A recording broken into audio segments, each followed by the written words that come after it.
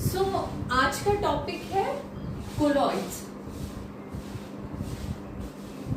हमने surface chemistry शुरू की थी। सरफेस केमिस्ट्री में बहुत आगे तक बढ़ चुके थे। कैटालाइसिस खत्म हो चुका था अपना।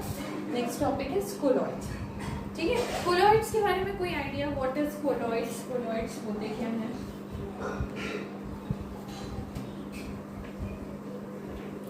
नहीं पता।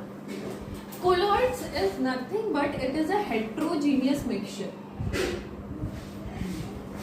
ठीक है, अब कैसे heterogeneous mixture होते हैं? इसमें दो चीजें होती हैं। जैसे सपोज एक सॉल्यूशन होता है, तो सॉल्यूशन में क्या क्या होता है? एक होता है सॉल्वेंट और एक होता है सॉल्यूट मॉलिक्यूल, है ना? वैसे ही अगर मैं इसको सॉल्यूशन ना बोलकर मैं कोलॉइडल सॉल्यूशन बोलूं, ठीक है, अगर सॉल्यूशन ना बोल के कोलॉइडल सॉल्यूशन बोलूं, तो जिस चीज को हम सॉल्वेंट बोलेंगे उस चीज को सॉल्वेंट ना बोल के डिस्पर्जन मीडियम बोलेंगे और सॉल्यूट ना बोल के डिस्पर्स्ड फेज बोलेंगे। दिस इज द भाषा ऑफ लैंग्वेज ऑफ केमिस्ट्री। बाकी तुम्हारे बुक में डिस्पर्जन मीडियम, डिस्पर्स्ड फेज, ब्ला ब्ला बहुत कुछ लिखा होगा, बट अगर सॉल्यूशन की नजर से देखो तो चीजें थोड़ी इजी हो जाएगी। सॉल्यूशन में क्या सॉल्वेंट होता था, तो कोलॉइडल सॉल्यूशन में उसको क्या बोलेंगे? जो सॉल्वेंट बोलते थे उसको आज से हम लोग बोलेंगे डिस्पर्जन मीडियम। ठीक है, जिसको सॉल्यूट बोलते थे उसको आप बोलेंगे डिस्पर्स्ड फेज। डन?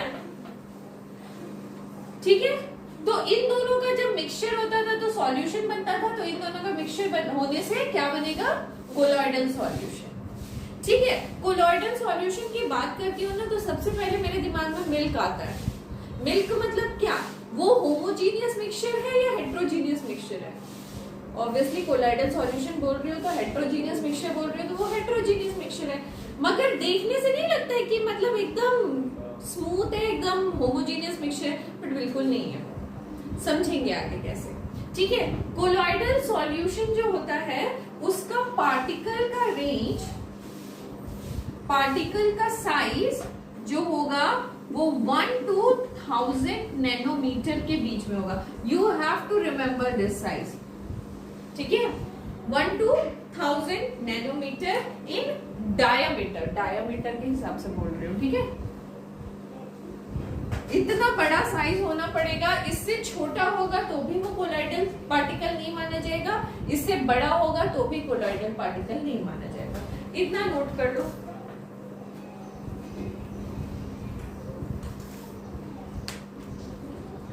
हो गया? चलो मिटा लेते हैं और क्लासिफिकेशन करते हैं। कोलॉइड समझ आया? थोड़ा बहुत आइडिया लगा क्या होते हैं कोलॉइड्स? ओके, चलो इसका क्लासिफिकेशन करते हैं।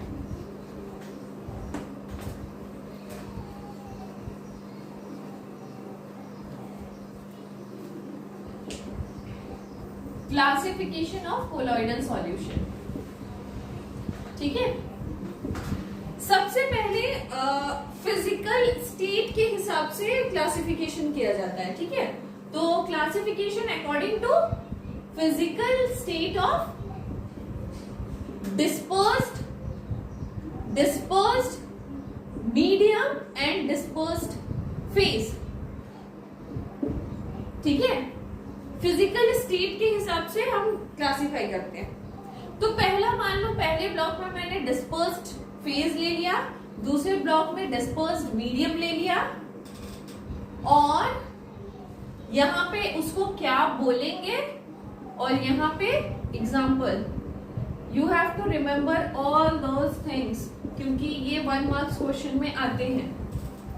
ठीक है, पहला देखो कैसे करोगे। सॉलिड सॉलिड, अगर दोनों ही डिस्पर्स फेज और डिस्पर्स मीडियम दोनों सॉलिड में, ठीक है, एक सॉलिड में एक लिक्विड में।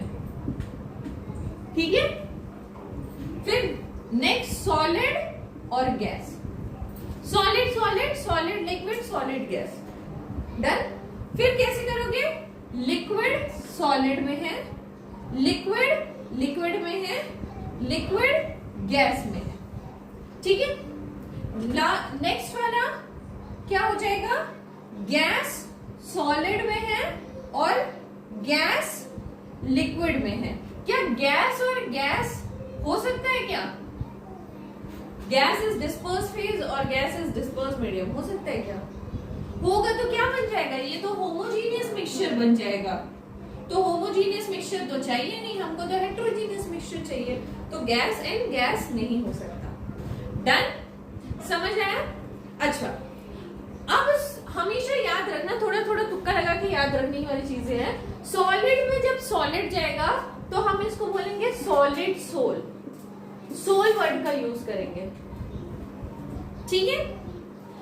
सॉलिड में जब लिक्विड जाएगा, सॉलिड जहां पे आ गया वहां पे आ गया सोल, तो सॉलिड में सॉलिड, सॉलिड सोल, सॉलिड में लिक्विड तो सोल, ठीक है। अब गैस जहां पे आ गया ना उसको बना देना एयर, ठीक है। Gas is like air, aerosol नाम पूछा जाता है इसे। डन, तो सॉलिड में सॉलिड, सॉलिड सोल, सॉलिड में लिक्विड तो सोल, और गैस जहां पे आ गया वहां पे एरोसोल, ठीक है। ये थोड़ा इंपॉर्टेंट है और थोड़ा हटके है सबसे।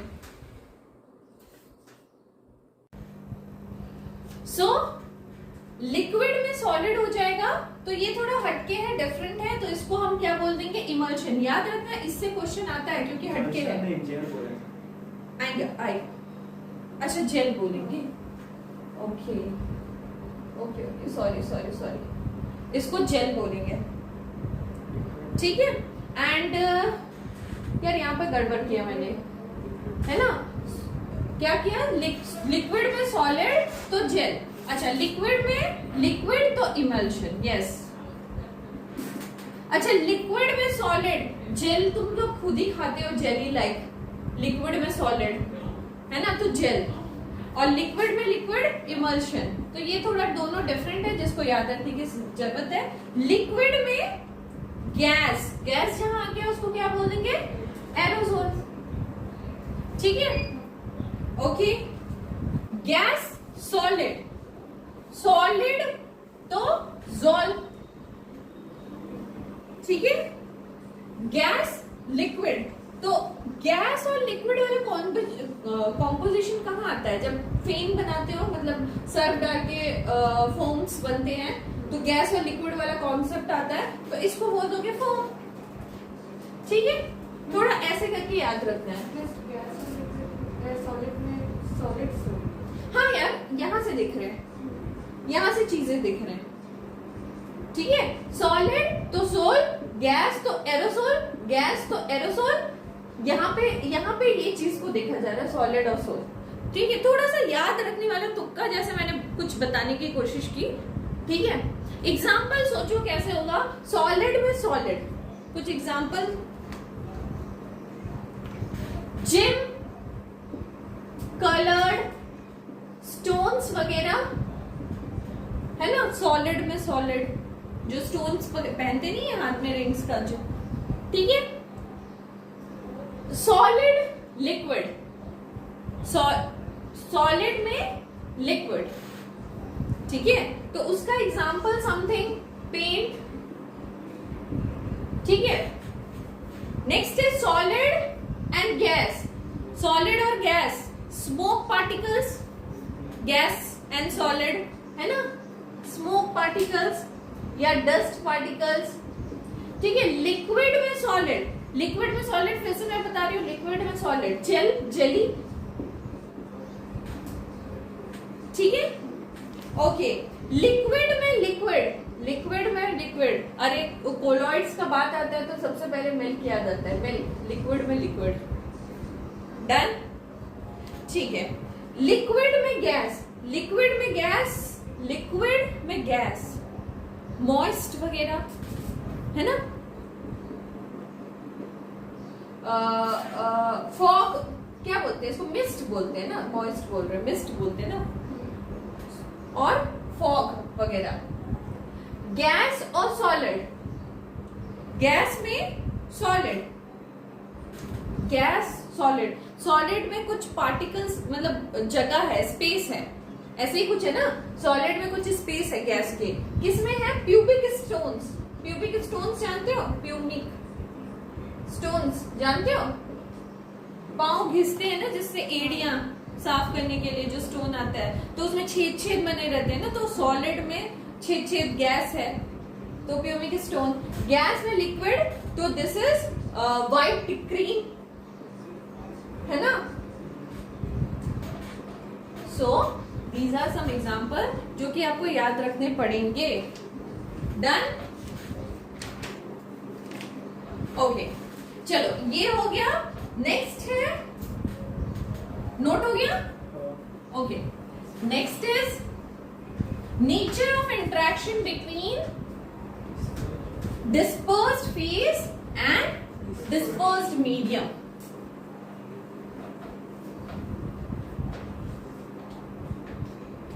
Next topic is nature of interaction between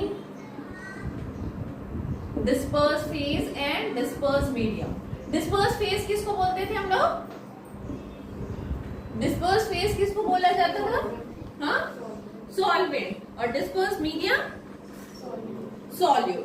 तो ये जो होता है दो भाग में डिवाइड किया जाता है इंटरेक्शन को, बेसिकली इसका पहला होता है लायोफिलिक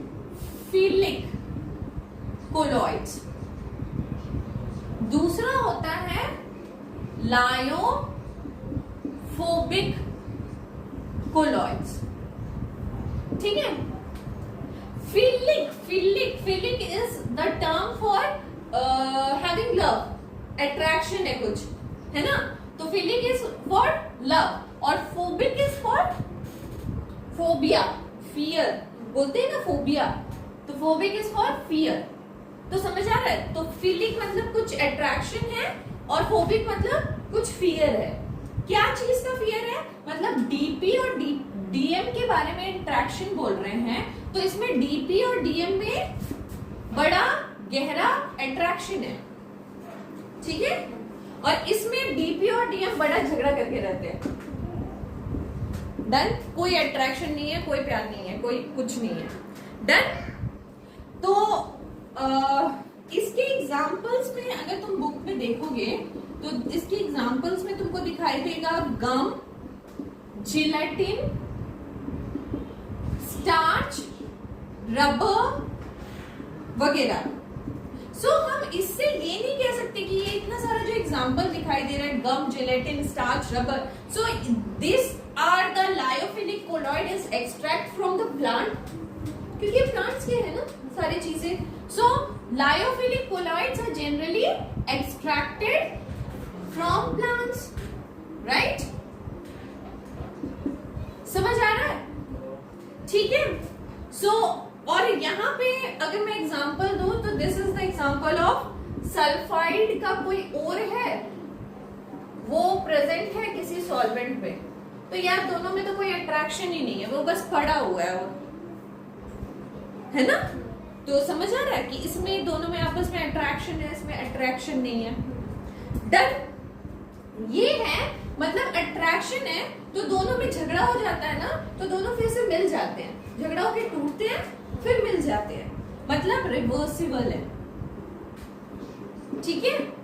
और इसमें से अगर झगड़ा हुआ और सल्फाइड और बाहर निकल गया तो फिर मिलने का कोई चांसेस नहीं है ना, तो ये irreversible, clear, okay. Next point is अगर रिवर्सिबल है, अगर दोनों में अच्छा अट्रैक्शन है, लव है, तो मतलब क्या है कि वो स्टेबल काइंड है ना, और इसमें कोई लव वाली फीलिंग नहीं है, तो ये दोनों अनस्टेबल है ना। तो ये जो 3 पॉइंट्स हैं, ये लायोफिलिक कोलॉइड्स और लायोफोबिक कोलॉइड्स में तुम मार्क कर सकते हो, जहां पे अगर तुम्हारे बुक में अवेलेबल है तो, ठीक है, मार्क कर लो इतना। Now next topic is type of particle of DP. Type क्या है पार्टिकल्स के, अब डिस्पर्स मीडियम के बारे में नहीं पढ़ेंगे हम लोग, नेक्स्ट पढ़ेंगे डिस्पर्स फेज के बारे में, ठीक है। फेज मतलब सॉल्वेंट, फेज मतलब सॉल्वेंट, दिमाग में डाल के रखो, ठीक है। So type of particles of dispersed phase. We are not bothered about dispersed medium, हम dispersed phase के बारे में पढ़ रहे हैं। तो dispersed phase के particles 3 तरीके के होते हैं, ठीक है। What are those? Multi molecular, दूसरा मैक्रो मॉलिक्यूलर, तीसरा एसोसिएटेड, ठीक है।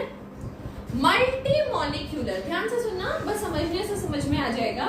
मल्टी मॉलिक्यूलर मतलब क्या होता है कि अगर मैं गोल्ड का एक एटम देखूं, मॉलिक्यूल, एक मॉलिक्यूल देखूं तो वो बहुत छोटा होता है, और मैंने बताया कि कोलॉइडल पार्टिकल बनने के लिए कितना चाहिए रेंज, 1 to 1000 नैनोमीटर का डायमीटर चाहिए। तो इतना बड़ा डायमीटर तो इसका है नहीं, तो ये क्या करते हैं, आपस में मिलेंगे, मिलके कम से कम 100 मॉलिक्यूल्स मिलेंगे। ये तो मैंने बहुत कम बनाया, अगर 100 मॉलिक्यूल्स मिलेंगे तब वो एक्ट कर सकते हैं एज अ कोलॉइड। तो ऐसे मिलने के बाद जब एक्ट करते हैं कोलॉइड की तरह, तब उसको बोलते हैं मल्टी मॉलिक्यूलर। नाम से ही समझ में आ रहा है, multi molecular colloids. Done.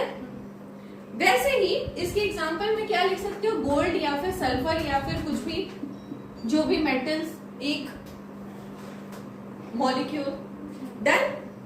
Macro molecule, macro मतलब समझ ही रही हो, साइज कुछ बड़ा होगा, और बड़ा होगा तो वैसे ही कोलॉइड की तरह एक्ट कर रहा है। तो बस एग्जांपल्स लिख लेना। एग्जांपल्स में क्या है कि स्टार्च, सेलुलोज, ठीक है, प्रोटीन और एंजाइम। एंजाइम भी हम लोग पढ़ के आए हैं, एंजाइम का साइज भी बड़ा होता है। पॉलीथीन, ठीक है, नायलॉन, रबर, ठीक है। ये सब जो याद कैसे रखोगे, याद रखने वाली तरीका ये है, बायोमोलिक्यूल्स में जितने भी पढ़ते हैं ना हम चीजें, वो सारे मैक्रोमोलिक्यूल्स, ऐसे याद रख लेना है ना। बायोमोलिक्यूल्स ही है ना, starch, cellulose, protein, enzymes, polythene, polymer kind of thing, वो आ गया मैक्रोमोलिक्यूल में। नेक्स्ट हो गया एसोसिएटेड।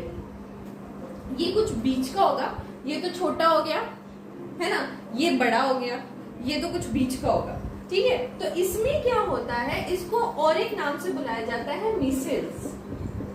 मीसेल्स, मीसेल्स जो बोलता है, बोलो क्या बोलते हो पता नहीं, ठीक है, इस नाम से भी बुलाया जाता है। इसका मतलब क्या होता है, सपोज मैंने एक कंटेनर लिया है और उसमें एक सॉल्वेंट है, ठीक है, और उसमें मैं एक कोई भी सब्सटेंस डाल रही हूं, कोई भी सब्सटेंस डाल रही हूं। ध्यान से सुनना, अगर वो मैं कम अमाउंट में डालूंगी, वो सब्सटेंस कम अमाउंट में डालूंगी, तो वो इलेक्ट्रोलाइट की तरह बिहेव करेगा, ठीक है। और अगर मैं हाई अमाउंट में डालूंगी तो वो कोलॉइड की तरह बिहेव करेगा। मतलब ऐसा सब्सटेंस जो इलेक्ट्रोलाइट और कोलॉइड की तरह बिहेव दोनों की तरह कर सकता है, कम अमाउंट में अगर डालें तो वो इलेक्ट्रोलाइट की तरह बिहेव करेगा। यार कम अमाउंट में तुम समझते हो, अगर नमक को कम अमाउंट में डालते हो तो वो कितने बढ़िया से डिसोशिएट करता है, वही कॉन्सेप्ट है। कम अमाउंट में डालेंगे तो हम इलेक्ट्रोलाइट की तरह बिहेव करेगा, ज्यादा अमाउंट में नमक डाल दिया तो अगर पानी में, तो वो घुलेगा नहीं ना, वो मॉलिक्यूल्स बड़े बड़े रह जाएंगे ना, और उसमें से अगर मैं लाइट पास करने की कोशिश करूं तो वो लाइट जो होगा वो मॉलिक्यूल्स में जाके कहीं कहीं टकराएंगे, है ना, और डिस्ट्रैक्ट होंगे, अपने पाथ से डाइवर्टेड होंगे, तो वो कोलॉइड की तरह बिहेव करेंगे। तो एसोसिएटेड मॉलिक्यूल वो मॉलिक्यूल होते हैं जो कम अमाउंट में डाले तो इलेक्ट्रोलाइट की तरह बिहेव करे, हाई अमाउंट में डाले तो कोलॉइड्स की तरह बिहेव करे, ठीक है। अच्छा, इलेक्ट्रोलाइट की तरह बिहेव करना is a property of true solution, है ना। एक सॉल्यूशन कब बनता है, जब हम थोड़ा सा अमाउंट ऑफ सॉल्यूट डाले किसी भी सॉल्वेंट में, डन, क्लियर, क्लियर। अच्छा, इसमें 1 मार्क्स के 2 चीजें आती हैं, एक है क्राफ्ट टेम्परेचर जिसको हम TK भी बोलते हैं, एक है क्रिटिकल मिसिलाइजेशन कॉन्सेंट्रेशन CMC। ठीक है, ये 2 वर्ड है। तो क्रिटिकल मिसलाइजेशन कॉन्सेंट्रेशन, देखो हम कम अमाउंट में डाल रहे हैं तो क्या बन रहा है, इलेक्ट्रोलाइट बन रहा है, ज्यादा अमाउंट में डाल रहे हैं तो वो कोलॉइड्स बन जा रहा है। तो एक मिनिमम, बेयर मिनिमम कुछ कॉन्सेंट्रेशन होगा ना, जिसके बाहर वो कोलॉइड बन जा रहा है और जिसके नीचे वो इलेक्ट्रोलाइट रह रहा है, तो that bare minimum concentration is critical micellization concentration. समझ आया? पक्का? ठीक है। अब जब वो कोलॉइड में कन्वर्ट हो रहा है या इलेक्ट्रोलाइट में कन्वर्ट हो रहा है, उसके बीच में जो क्रिटिकल मिसलाइजेशन कॉन्सेंट्रेशन है उसका एक टेम्परेचर भी होगा ना, एक टेम्परेचर के बाद वो कोलॉइड में कन्वर्ट होता होगा, एक टेम्परेचर के बाद नीचे वो इलेक्ट्रोलाइट में रहता होगा, तो that temperature is craft temperature. Done? Book में है तो वो मार्क कर लीजिए। ठीक है। नेक्स्ट, मीजल से तुमको समझ में भी आ रहा होगा कि नेक्स्ट टॉपिक क्या पढ़ाने वाले हैं। डर्ट है ना, डर्ट, कपड़ों में जो दाग लग जाते हैं उसको कैसे हटाया जाए, इसको क्लियर कर दे, मिटा दे। ओके,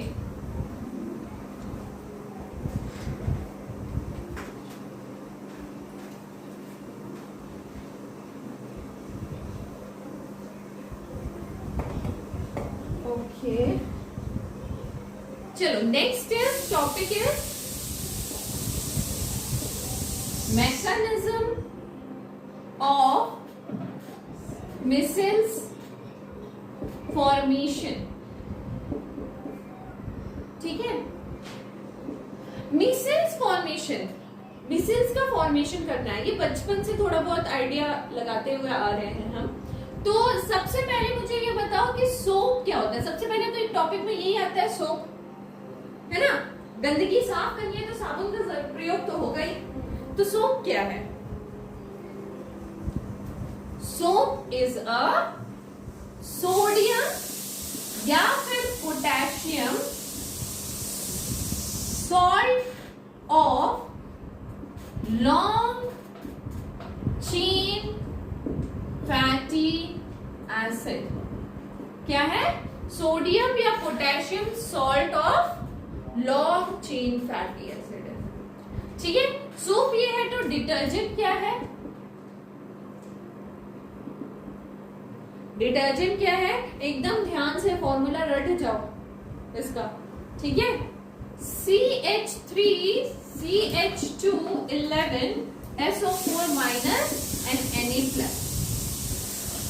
ठीक है, what is this? This is sodium lauryl sulfate, इसका नाम है। ठीक है, बुक में है तो मार्क कर लो, नहीं तो नोट कर दो कहीं। ठीक है, तो जो भी सोप या डिटर्जेंट होता है उसमें क्या होता है? एक फैटी एसिड का बोल रहे हैं चेन होता है ना। तो एक फैटी एसिड का चेन है और एक हेड रीजन है। क्या है? हेड है। Done? Head is the ionic part. जो आयनिक पार्ट देख रहे हो वो हेड है, आयनिक पार्ट। ठीक है, हेड क्या है? आयनिक पार्ट है एक, और दैट इज हाइड्रोफिलिक। हाइड्रोफिलिक का मतलब hydro means water, hydro means water, feeling means attraction. तो वाटर का अट्रैक्शन का है। और जो टेल पार्ट है, this is carbon tail, carbon chain है, और दिस इज हाइड्रोफोबिक। ठीक है, क्या है? Hydrophobic. Done. So hydrophobic means water, phobic means phobia, है ना, फियर है ना वाटर से. अब मान लो तुम्हारा कपड़ा है ये, ठीक है, कपड़ा, टी शर्ट, शर्ट, टॉप, ठीक है, इसमें क्या लगा हुआ है, दाग, और दाग अच्छे हैं, है ना, और इसको तुमने डाला एक बाल्टी में, ठीक है, और इसमें पानी में कुछ सोप या डिटर्जेंट, क्या होगा सोचो, थोड़ा दिमाग लगाओ. हाइड्रोफिलिक मतलब ये चेन तो आके कहीं यहाँ पे घूम रहा होगा, ठीक है. फिलिक मींस जो फिलिक वाला पोर्शन होगा वो किसको अट्रैक्ट करने चला जाएगा, पानी को, और जो डर्ट वाला पोर्शन होगा वो तो पानी के पास रहना नहीं चाहेगा, वो कहाँ चला आएगा, डर्ट के पास, गंदगी के पास.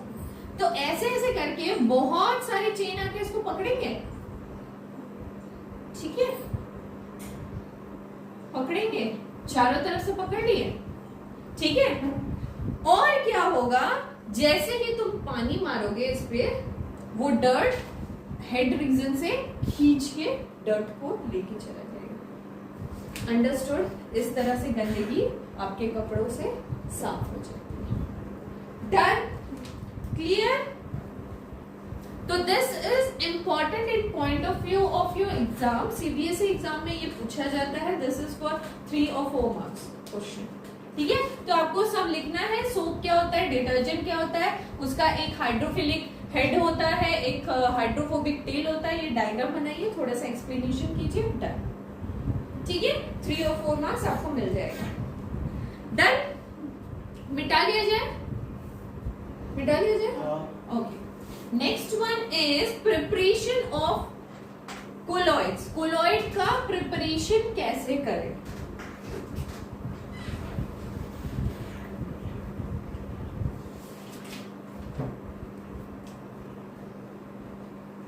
प्रिपरेशन ऑफ कोलॉइड्स, ठीक है. सो पहला मेथड स्टार्ट करते हैं केमिकल मेथड से, ठीक है. उसमें पहला है डबल डिकम्पोजिशन. डिकम्पोजिशन मतलब डिकम्पोज होना, है ना. Double decomposition.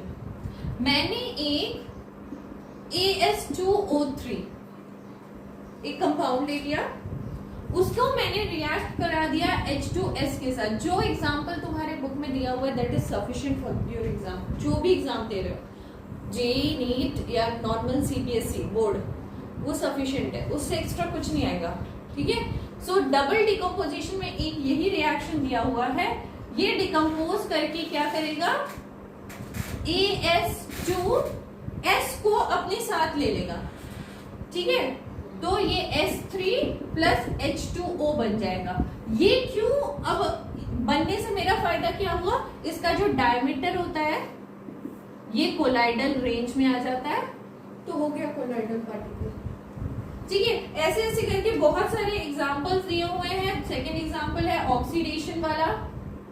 ऑक्सीडेशन में क्या दिया हुआ है, SO2 को जब रिएक्ट करते हैं अगेन H2S के साथ, तो यार किसी को ये आता है ऑक्सीडेशन एंड रिडक्शन नंबर निकाल सकते हो.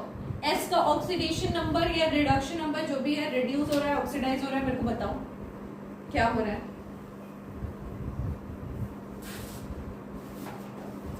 S का नंबर रिड्यूस हो रहा है, ऑक्सीडाइज हो रहा है, मेरे को बताओ. चलो होल्ड कर लेते हैं थोड़ा सा. सो यहाँ पे अगर तुम S का वैल्यू देखोगे तो ये क्या हो रहा है, रिड्यूस हो रहा है, मगर तो ऑक्सीडेशन मैंने लिख के रखा है भाई. तो तुम इसमें देखो, ठीक है, इसमें देखोगे तो यहाँ पे -2 से 0 पे जा रहा है. -2 से 0 पे जाना इज ऑक्सीडेशन. और S जो होगा, this is a solid state, वो सोल बनाएगा, कुछ समथिंग सोल. ठीक है, और मैंने बोला था कोई भी अगर सोल है तो वो कोलॉइड्स है। डन, ठीक है। Third one is reduction. Reduction यानी कि कुछ रिडक्शन हो रहा है, AuCl3 plus HCHO plus H2O reduce होके Au plus CHOOH plus HCl, ऐसा कुछ रिलीज हो रहा है। या यू हैव टू रिमेम्बर, इसमें कुछ और बताने वाली चीज नहीं है। यहाँ पे देखोगे तो Au का जो वैल्यू है वो रिड्यूस हो रहा है, ठीक है। यहाँ पे जो होगा ये 0 हो जाएगा, दिस इज रिडक्शन हो रहा है यहाँ पे कुछ, ठीक है। निकाल लोगे ना, इतना तो कर ही लोगे। फोर्थ वन है हाइड्रोलाइसिस, एक करके दिया हुआ है लास्ट एग्जांपल। हाइड्रोलाइसिस में क्या एग्जांपल दिया हुआ है, FeCl3 plus H2O gives out FeOH whole twice plus HCl। अब रिएक्शन करना थ्राइस है, अच्छा।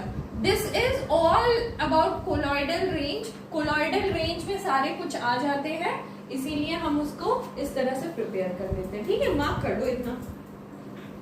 Next one important process is Bredig's arc method या electrical disintegration method. This is important, ठीक है। इसको मिटा लें। Second method of preparation of colloids, chemically में मतलब कुछ कुछ केमिकल डाला और मिला के बना दिया। चलो next one, bridge arc method या फिर इसको बोलते हैं इलेक्ट्रिकल डिसइंटीग्रेशन मेथड, ठीक है। होता क्या है, हमने एक कंटेनर लिया, ठीक है। इस कंटेनर में मैंने क्या किया, आइस बात समझते हो, आइस डाल दिया बहुत सारा, ठीक है। बहुत सारा बहुत सारा बहुत सारा आइस डाल दिया,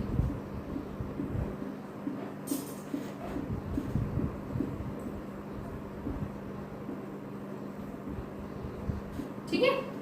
तो केमिस्ट्री के लैंग्वेज में मैं अगर इसको बोलूंगी तो क्या हो गया, this is a kind of ice बात, ठीक है। किसी में आइस को आइस में किसी को नहलाना है, ठीक है। नेक्स्ट मैंने क्या किया, एक कंटेनर इसके ऊपर रखा, राइट। इस कंटेनर में क्या है, इस कंटेनर में डीएम है। डीएम क्या, ठीक है, डिस्पर्स मीडियम या फिर सॉल्वेंट है, ठीक है। और क्या है, यहां पे मैंने इलेक्ट्रोड्स डाल दिया, ठीक है। अगर इलेक्ट्रोड डाला है ऑफकोर्स किसी सर्किट से जुड़ा होगा वो, ठीक है, किसी सर्किट से जुड़ा हुआ है, पॉजिटिव और नेगेटिव चार्ज है, ठीक है। सो ये इलेक्ट्रोड ऐसा वैसा इलेक्ट्रोड नहीं है, ये इलेक्ट्रोड है किसी मेटल का। अच्छा, इस मेथड से मैं बता दूं, कोलॉइड्स किसके बनाए जाते हैं, जनरली गोल्ड के, प्लैटिनियम के और सिल्वर के कोलॉइड्स बनाए जाते हैं। तो ये इलेक्ट्रोड किसका है, गोल्ड का या प्लैटिनियम का या सिल्वर का, किसी एक का इलेक्ट्रोड है, ठीक है। अब देखो क्या हुआ, मैंने क्या किया ना, थोड़ा थोड़ा नहीं, एकदम तगड़ा वाला इलेक्ट्रिसिटी इसमें पास किया, ठीक है, एकदम हाई तगड़ा वाला। क्या होगा, अगर थोड़ा सा पास करती तो मैं गोल्ड जो होता है वो लिक्विड में कन्वर्ट होता अपने एक्वस फेज में, ठीक है। बट तगड़ा है तो क्या होगा, वेपर में कन्वर्ट होना चाहिए, है ना। तो यहाँ पे तुम समझ रहे हो कि मतलब पार्टिकल्स इसके टूट टूट के यहाँ पे कहीं बिखरे पड़े होंगे जो वेपर में कन्वर्ट होना चाहेंगे। बट अगेन यहाँ पे देखो हो क्या रहा है, यहाँ पे आइस बाथ भी रखा हुआ है, तो सडनली जैसे ही वेपर में कन्वर्ट होने जाएगा वैसे ही आइस की वजह से ठंडा होके यहाँ पर ये डिपोजिट नहीं हो जाएगा। एक तरफ वेपराइजेशन हो रहा है और एक तरफ कंडेंसेशन भी कंटिन्यूअसली, मतलब कंटिन्यूअसली नहीं, साइमल्टेनियसली हो जा रहा है ना। तो हम बोल सकेंगे कि अगर मेरे को कोलॉइड्स बनाना है तो हम इस मेथड से बना सकते हैं। हाई इलेक्ट्रिसिटी पास किया, वेपर में कन्वर्ट हुआ, वो वेपर में कन्वर्ट होने के साथ साथ आइस बात के वजह से कंडेंस होके वहीं पर रह गया। ठीक है, सो इस तरीके से हम कोलॉइड बना सकते हैं। अब तुम बोलोगे ये बड़ा सा भी तो मेटल था, अब कोलॉइड बना के आपको फायदा क्या? यार कोलॉइड चाहिए मुझे 1 to 1000 नैनोमीटर डायमीटर का कुछ चीज चाहिए, मुझे इतना बड़ा मेटल नहीं चाहिए। तो this is the simple method जहां से आप कोलॉइड बना सकते हैं। Done?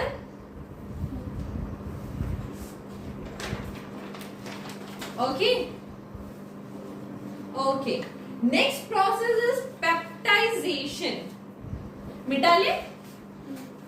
Next process is peptization.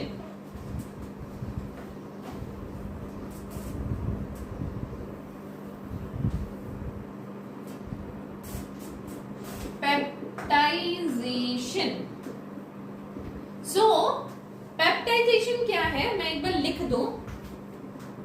It is the process of converting a freshly prepared PPT into a colloidal solution by mixing it with dispersed medium in the presence of an electrolyte। ठीक है, peptization का ये definition होता है। तो क्या कह रहा है इस डेफिनेशन में? It is a process of converting freshly prepared PPT. क्या है? Converting freshly prepared PPT. एक कोई भी पीपीटी है जो तुमने अभी अभी तुरंत में बनाया हुआ है, सपोज वो पीपीटी Ag2S3 का है, सपोज।